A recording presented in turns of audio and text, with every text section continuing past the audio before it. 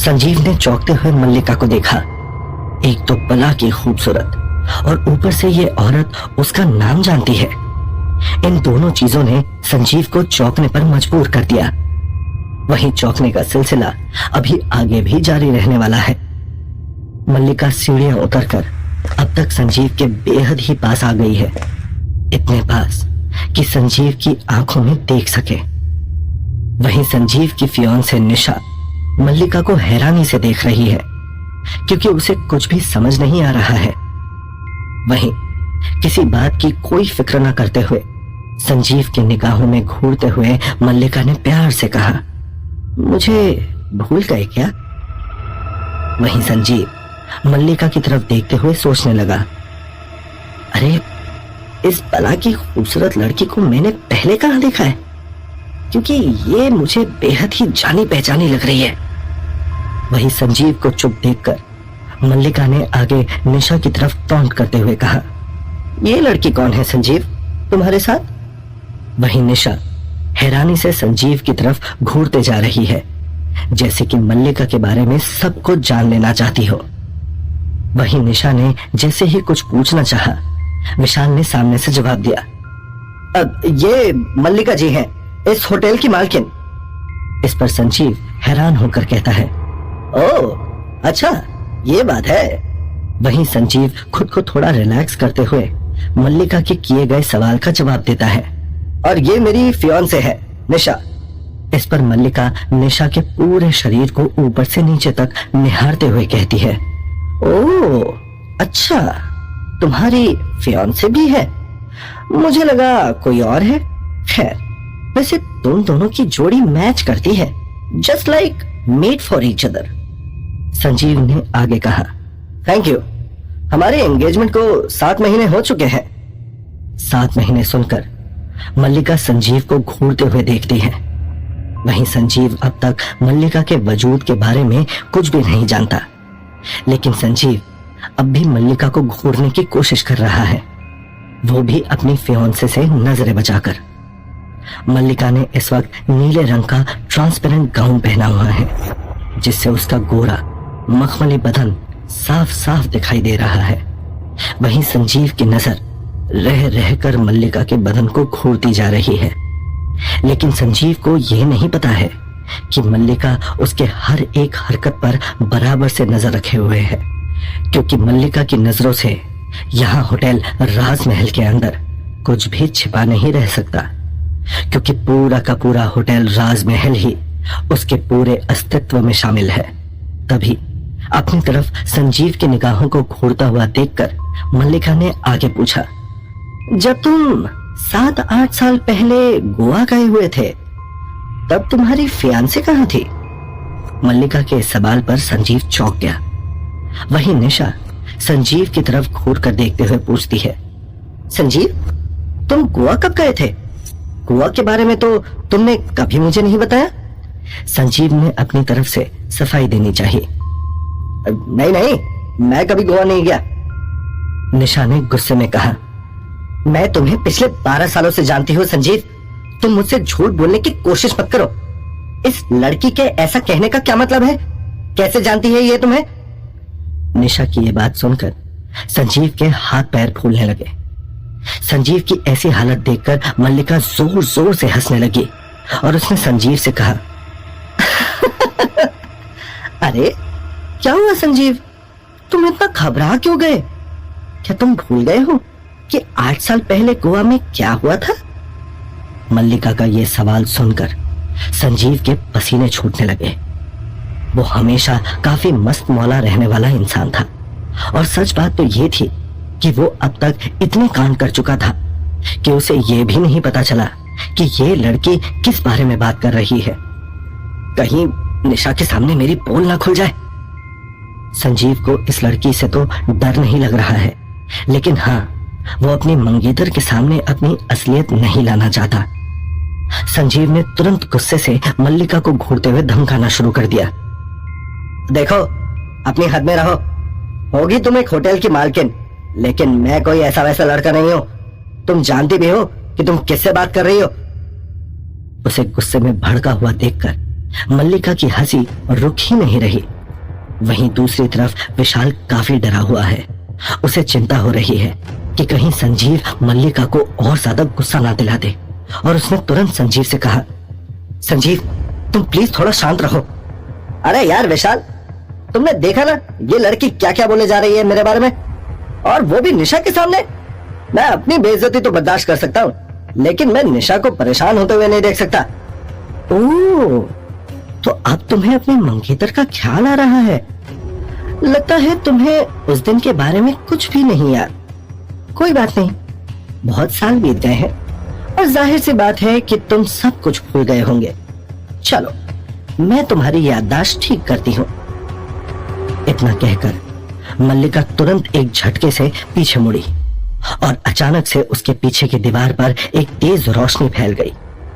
अचानक इतनी तेज रोशनी देखने की वजह से सब लोगों ने अपने अपने चेहरों पर हाथ रख लिया। संजीव और निशा को कुछ भी समझ नहीं आ रहा कि आखिर ये सब क्या हो रहा है। वहीं विशाल भी ये सब देखकर काफी कंफ्यूज हो गया है। आखिर ये मल्लिका अब क्या करने वाली है? दीवार पर पड़ रही उस तेज रोशनी में अचानक से कुछ लोगों की परछाई नजर आने लगी। विशाल, संजीव और अमन अपने 3 और दोस्तों के साथ गोवा के एक बीच पर लकड़ी के बेंच पर बैठकर हंसी मजाक कर रहे हैं।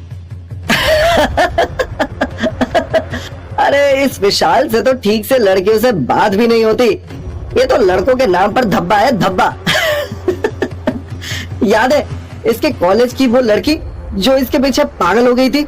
मैंने इससे कितनी बार कहा कि जाकर ऐश कर, थोड़े मजे ले, लेकिन ये ठहरा बेवकूफ का बेवकूफ। इसकी जगह अगर मैं होता ना तो उस लड़की को इतनी आसानी से नहीं जाने देता। और इस लल्लू को देखो, ऐसे ही छोड़ दिया उस लड़की को। हाँ। संजीव ने ग्रुप में बातें करते हुए कहा।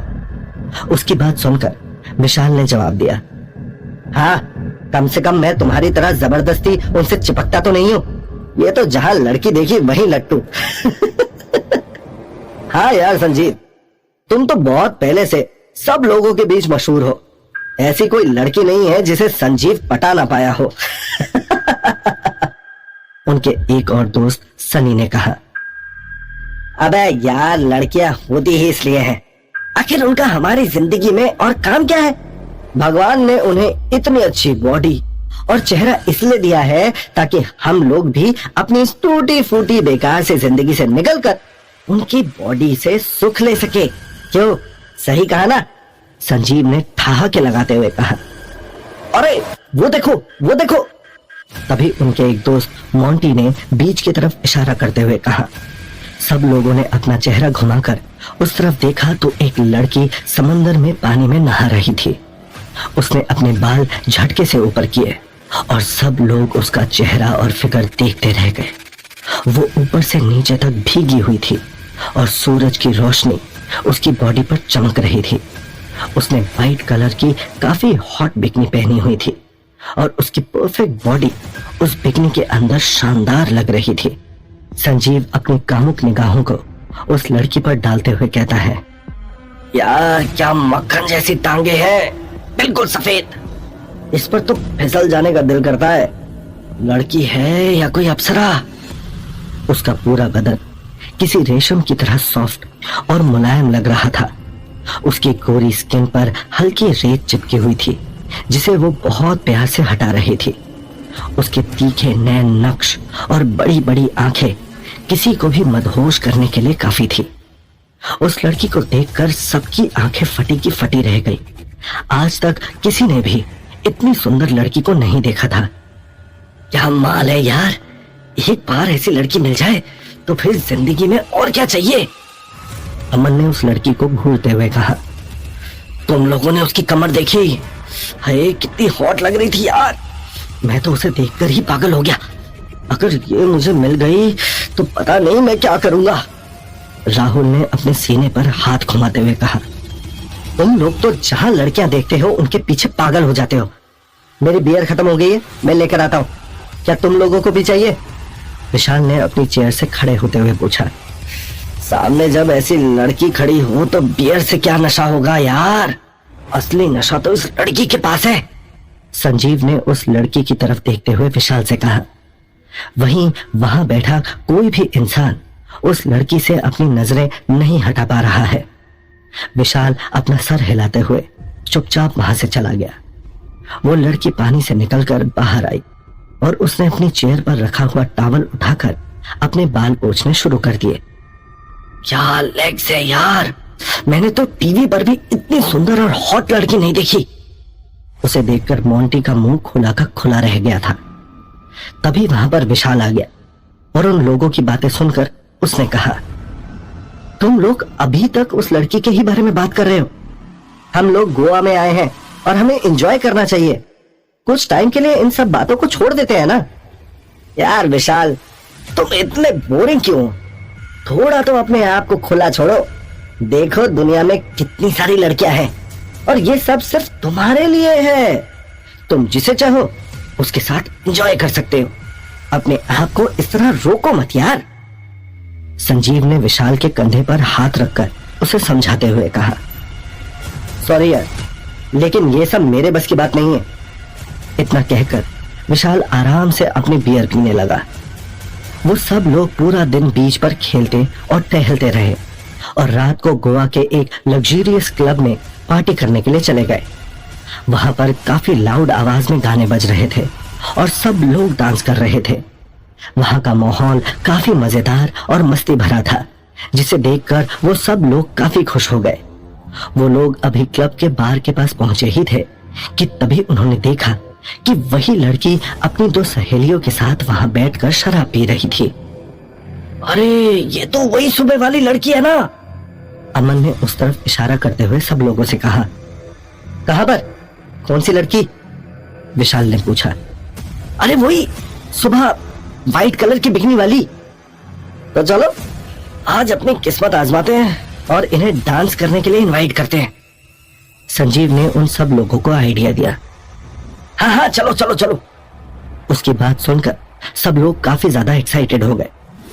नो नो थैंक्स, बट मैं यहाँ पर बैठकर आराम से अपनी विस्की एंजॉय करूंगा। Excuse me, one bourbon whisky on the rocks. इतना कहकर विशाल आराम से बार टेबल की एक चेयर पर बैठ गया।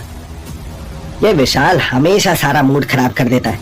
अरे छोड़ो इसे यहीं पर और हम लोग चलते हैं उन अप्सराओं के पास।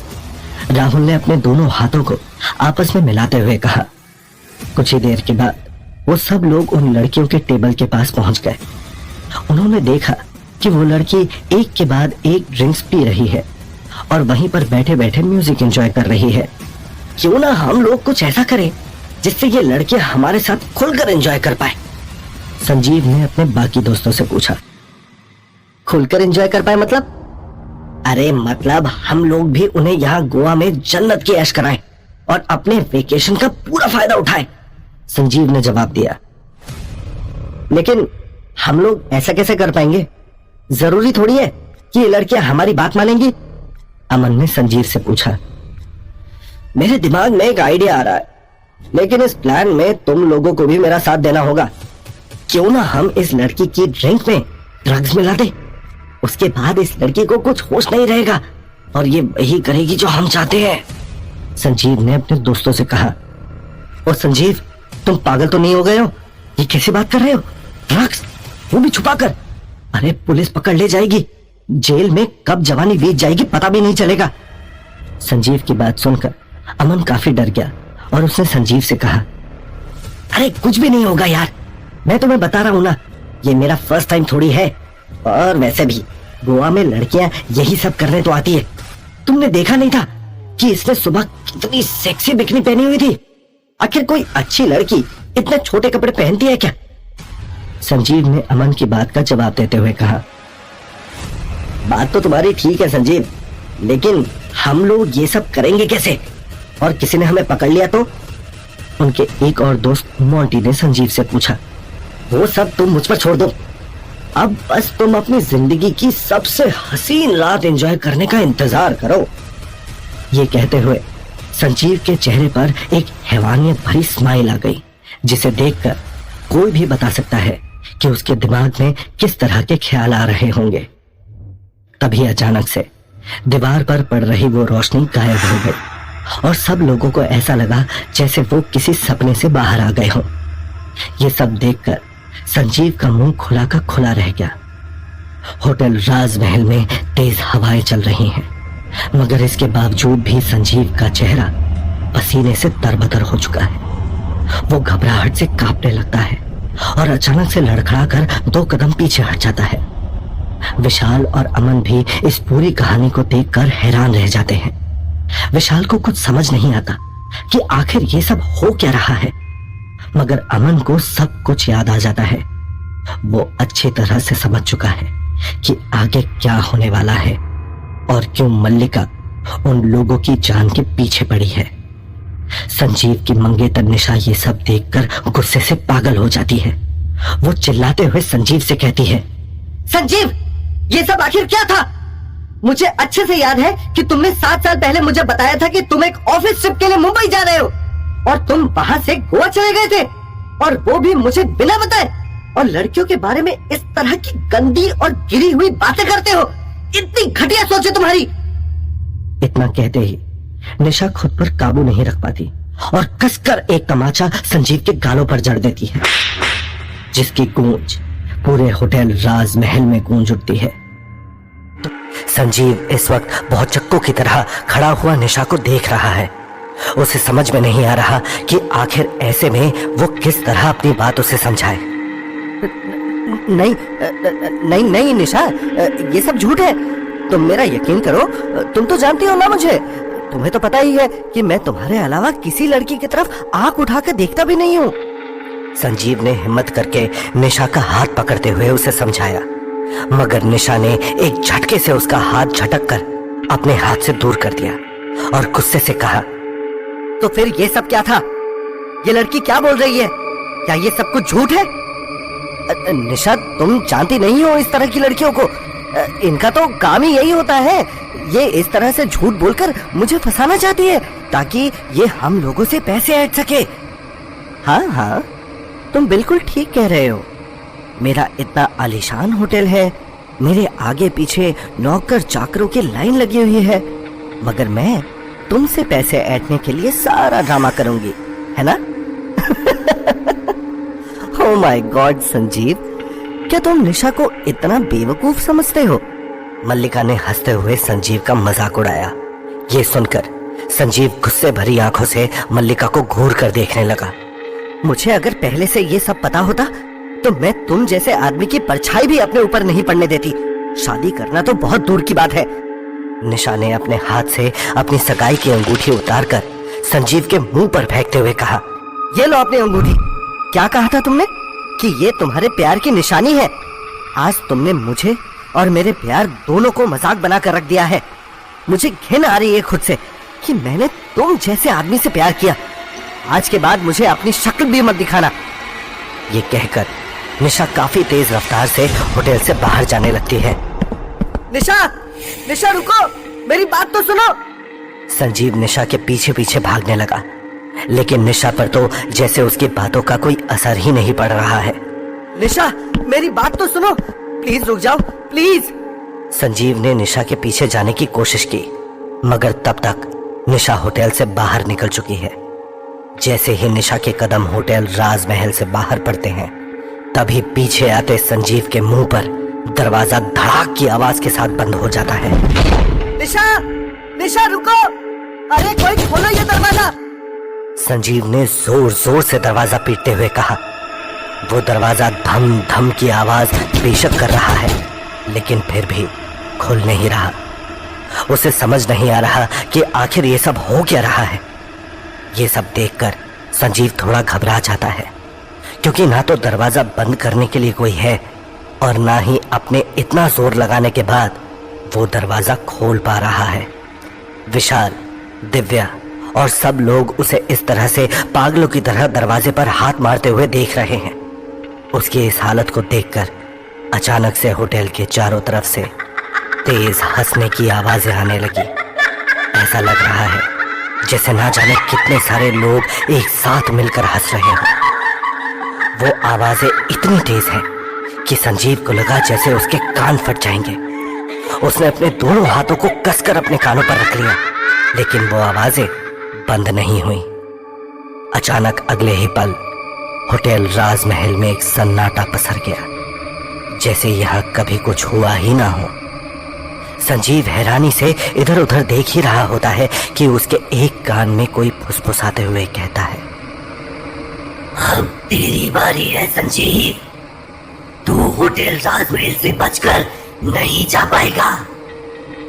यह बात सुनते ही संजीव डर के मारे कांपने लगता है और अपने अकल बकल देखकर बड़बड़ाता है, कौन है यहाँ? लेकिन संजीव को अपने आसपास कोई दिखाई नहीं देता। अगले ही पल होटल के चारों तरफ से अचानक से जोर जोर से रोने की आवाजें आने लगती हैं। उन आवाजों को सुनकर संजीव जोर जोर से चिल्लाने लगता है, ये सब क्या हो रहा है? कोई रोको इन आवाजों को। रोने की आवाज से संजीव के कानों में से खून निकलने लगता है। वो इधर उधर भागने लगता है और हड़बड़ाते हुए जमीन पर गिर जाता है। उसकी ये हालत देखकर मल्लिका ठहाके मारकर हंसने लगती है। अरे तुम तो बहुत डरपोक निकले संजीव। इतने में ही डर गए। संजीव इस वक्त इस कदर घबराया हुआ है कि वो कुछ भी सोचने समझने की हालत में नहीं है। वो अपना चेहरा इधर उधर घुमा कर देखता है और विशाल को देखते ही मदद के लिए उसके पास पहुंच जाता है। विशाल, तू तो मेरा दोस्त है ना, प्लीज मेरी मदद कर, कैसे भी करके मुझे यहाँ से बाहर निकालो। ये सब तुम्हारी वजह से हुआ है, तुमने ही मुझे यहाँ बुलवाया था। अगर तुमने मुझे यहाँ से नहीं जाने दिया तो मैं तुम सब लोगों को जेल की सलाखों के पीछे बंद करवा दूंगा। मैं बता रहा हूँ, तुम लोगों के लिए ये सब अच्छा नहीं होगा। संजीव ये कहते हुए काफी ज्यादा घबराया हुआ है, लेकिन उसकी इस धमकी से विशाल के ऊपर कोई असर नहीं पड़ा। उसके चेहरे पर किसी तरह का कोई भाव नजर नहीं आता है। सॉरी संजीव, लेकिन मैं इसमें तुम्हारी कोई मदद नहीं कर सकता। हर इंसान को अपने किए हुए कर्मों का फल भुगतना ही पड़ता है और अब तुम्हें भी तुम्हारी की हुई गलतियों की सजा जरूर मिलेगी। नहीं विशाल, ऐसे मत बोलो, प्लीज कुछ भी करके मुझे यहाँ से बाहर निकाल दो। मैं तुम्हें इसके लिए पैसे भी देने के लिए तैयार हूँ, जितने तुम बोलो उतने। बस मेरी जान बचा लो। और उसके इतना कहते ही होटल राजमहल में हंसी ठहाकों की आवाजें और भी तेज हो गई। ऐसा लग रहा है मानो होटल की दीवारें भी संजीव के ऊपर हंस रही हैं। ये सब होता देखकर संजीव के माथे पर पसीने की बूंदें झिलमिलाने लगती हैं और वो भागता हुआ अमन के पास पहुंच गया। अमन, तुम तो मेरे दोस्त हो ना, तुम मेरी जान बचा लो। क्या तुम भूल गए कि हम लोगों ने कितना वक्त साथ बिताया है? प्लीज मुझे यहाँ से बाहर निकालो। संजीव ने अमन से मदद करने की गुजारिश की, मगर अमन खुद इतना ज्यादा घबराया हुआ है कि संजीव की मदद करना तो दूर की बात है, वो चुपचाप एक कोने में जाकर खड़ा हो जाता है। तभी संजीव के कानों में मल्लिका की गुस्से भरी तेज आवाज आई, आज कोई तुम्हारी मदद करने के लिए आगे नहीं आएगा संजीव। जैसे उस दिन किसी ने उस लड़की की मदद नहीं की थी, आज मैं तुम्हारे साथ वही खेल खेलूंगी जो तुमने उस लड़की के साथ खेला था। आज मैं भी तुम्हें जन्नत की सैर कराऊंगी। चलो आज तुम भी एंजॉय कर लो। पूरे होटल में मल्लिका की हंसी की आवाज गूंजने लगी और संजीव डर से थर थर कांपने लगा। नहीं, छोड़ दो मुझे छोड़ दो। मैं आज के बाद ऐसा कुछ नहीं करूंगा, मैं वादा करता हूँ। मैं आज के बाद किसी लड़की की तरफ गंदी नजरों से नहीं देखूंगा, लेकिन प्लीज आज मुझे छोड़ दो। संजीव तुरंत अपने घुटनों पर बैठ गया और अपना सर झुकाए दोनों हाथ जोड़कर मल्लिका से माफी मांगने लगा।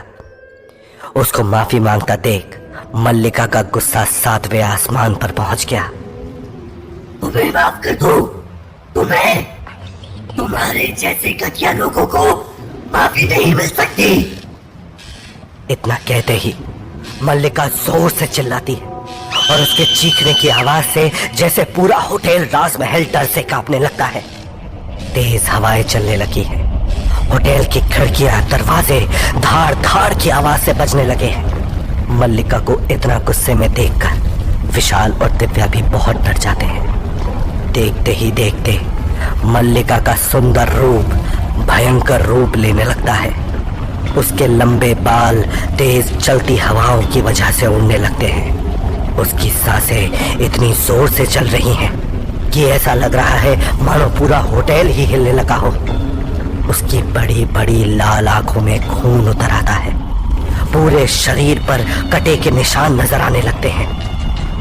मल्लिका के इस बदले रूप को देखकर डर के मारे संजीव वही जमीन पर गिर जाता है। वही मल्लिका की नजरें संजीव के ऊपर टिकी हुई है।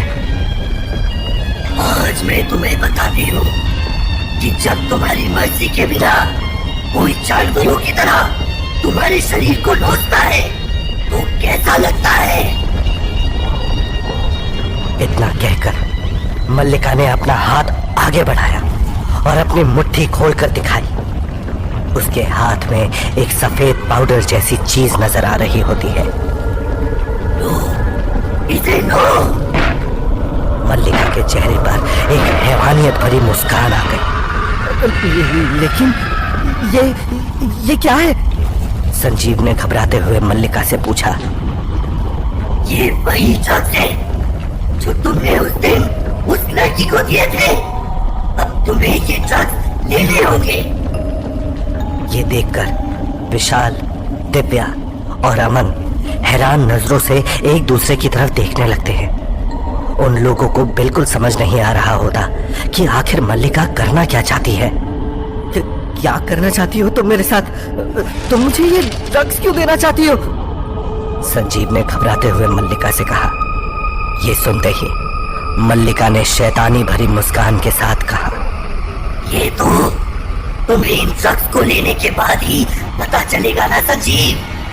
नहीं नहीं, बिल्कुल नहीं। मैं किसी भी कीमत पे ये ड्रग्स नहीं लूंगा। नहीं, छोड़ दो मुझे, जाने दो यहाँ से। संजीव ने हाथ जोड़ते हुए मल्लिका के सामने गिड़गिड़ाते हुए कहा।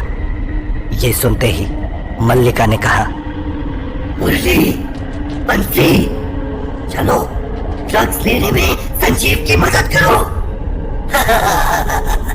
अरे भाई, अब आएगा ना मजा। मुरली ने हंसते हुए कहा, अब हम इस संजीव को अपनी उंगलियों पर ले जाएंगे और चलो इसी बहाने हमें ये अंग्रेजी दवा भी टेस्ट करने का मौका मिल जाएगा, है ना? बंसी ने मुरली से कहा। हाँ भाई, मैंने तो अपनी जिंदगी में सिर्फ देसी शराब ही पी है। चलो आज इस पाउडर का भी मजा लेकर देखते हैं। और इतना कहकर मुरली और बंसी जोर जोर से हंसने लगे। उन लोगों की बातें सुनकर संजीव काफी ज्यादा घबरा गया और तुरंत उठ खड़ा हो गया। नहीं नहीं, मुझे छोड़ दो, मुझे यहाँ से जाने दो। मैं तुम सब लोगों को ढेर सारे पैसे दूंगा, इतने पैसे कि तुम्हें कभी किसी चीज की जरूरत नहीं पड़ेगी। मुझे यहाँ से जाने दो।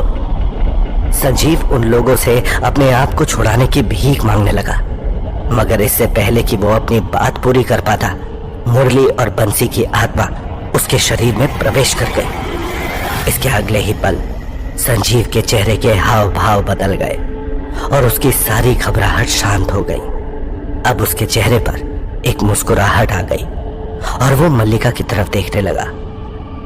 लाओ लाओ मैडम, ये पाउडर हमें दो। संजीव की बॉडी अपने घुटनों पर बैठ गई और वो अपने दोनों हाथों से आगे बढ़कर मल्लिका से वो ड्रग्स मांगने लगा। ये देखकर मल्लिका को भी काफी मजा आ रहा है। उसने मुस्कुराते हुए तुरंत अपना हाथ आगे बढ़ाया और एक टेबल के ऊपर उस पाउडर से लाइन बना दी। अब तुम इसे इनहेल कर सकते हो। वैसे तो संजीव की बॉडी के अंदर मुरली और बंसी की आत्मा है, मगर फिर भी संजीव अपने आप को छुड़ाने की भरसक कोशिश कर रहा है। नहीं नहीं, ऐसा मत करो। संजीव ने अपनी पूरी ताकत लगाकर अपने हाथ को रोकने की कोशिश की, लेकिन मुरली और बंसी ने तुरंत उसका हाथ झटक दिया और कहा, हमें यार, हमें एक दिन तो ठीक से जी लेने दे। वैसे भी अपनी जिंदगी में तुमने कुछ खास नहीं उखाड़ा है, कम से कम जाते जाते हमें ही थोड़ा सुख दे जाओ। इतना कहकर मुरली और बंसी ने तुरंत अपनी नाक उस टेबल के पास रखी और तुरंत उस ड्रग पाउडर को इनहेल कर लिया। संजीव के ड्रग्स को लेते ही मुरली और बंसी उसके शरीर को छोड़कर वहां से बाहर निकल आए। थोड़ी ही देर में संजीव का अपने शरीर से कंट्रोल जाने लगा। वो अपने होश खोने लगा। वो ठीक से खड़ा नहीं हो पा रहा, इसलिए धड़ाम से नीचे जमीन पर गिर जाता है। धीरे धीरे ड्रग्स का नशा इतना बढ़ गया कि वो काफी मुश्किल से अपनी आंखें खोल पा रहा है। ये क्या तुम क्या? जो कुछ बोलने की कोशिश कर रहा है लेकिन ठीक से बोल नहीं पा रहा। उसकी इस हालत को देखकर विशाल और दिव्या के होश उड़ जाते हैं। वैसे तो उन दोनों ने इस होटल में काफी वक्त गुजारा है, मगर फिर भी हर दिन उन्हें ऐसा लगता है जैसे ये सब उनके लिए नई बात हो। अमन एक कोने में दुबका हुआ डर से रोने लगता है। वो काफी अच्छे से समझ गया है कि अगर मल्लिका ने संजीव की यह हालत की है तो वो उनमें से किसी को भी जिंदा नहीं छोड़ेगी। वो समझ गया है कि अब उसका वक्त भी आने वाला है और ये एक ऐसी भूल भुलैया है जिससे निकल पाना किसी के भी बस की बात नहीं है। ये सब तुम क्या करना चाहती हो मेरे साथ? संजीव ने बहुत मुश्किल से मल्लिका की तरफ देखते हुए पूछा। वैसे तो मैं तुम्हारी इस हालत को काफी एंजॉय कर रही हूँ, लेकिन मेरे पास और भी कुछ ऐसे लोग हैं जो इस वक्त तुम्हारे साथ एंजॉय करने के लिए बेताब हो रहे हैं। इसीलिए अब मैं तुम्हें उन लोगों के हवाले कर दूंगी। मल्लिका ने जोर से हंसते हुए कहा। उसके इतना कहते ही एक बार फिर होटल राजमहल का सारा माहौल बदलने लगा। वहां की लाइट अपने आप जलने बुझने लगी। होटल की दीवारों से किसी के बुरी तरह से रोने की आवाजें पूरे होटल में गूंजने लगी। ये सब देखकर संजीव की हालत और ज्यादा खराब हो गई। एक तो नशे के कारण वो वैसे ही कुछ देख नहीं पा रहा है और ऊपर से ये मौसम में आए बदलाव के कारण वो जमीन से उठ भी नहीं पा रहा होता है। ये सब क्या हो रहा है मेरे साथ? छोड़ दो मुझे, प्लीज छोड़ दो। मल्लिका ने जोर से हंसते हुए कहा। बहुत शौक है ना तुम्हें लड़कियों के नजदीक जाने का, उनके साथ मजा करने का, तो अब लो मजा जिंदगी के बचे कुचे लम्हों का। उसके ऐसा कहते ही अचानक से होटल की सीढ़ियों से चार परछाइयां उतरती हुई नजर आई। वो जैसे जैसे नजदीक आई वहां मौजूद हर शख्स को ये समझने में देर नहीं लगी कि वो बहुत ही डरावनी और खतरनाक आत्माएं हैं। उन चारों को देखते ही दिव्या खुद को रोक न सकी और जोर से चिल्लाई। उसकी चीख के साथ ही चारों तरफ से आवाज आई।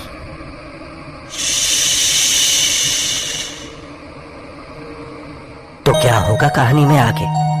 ये कौन सी आत्माएं हैं और क्या करेंगी संजीव के साथ? आखिर संजीव और मल्लिका का रिश्ता क्या है?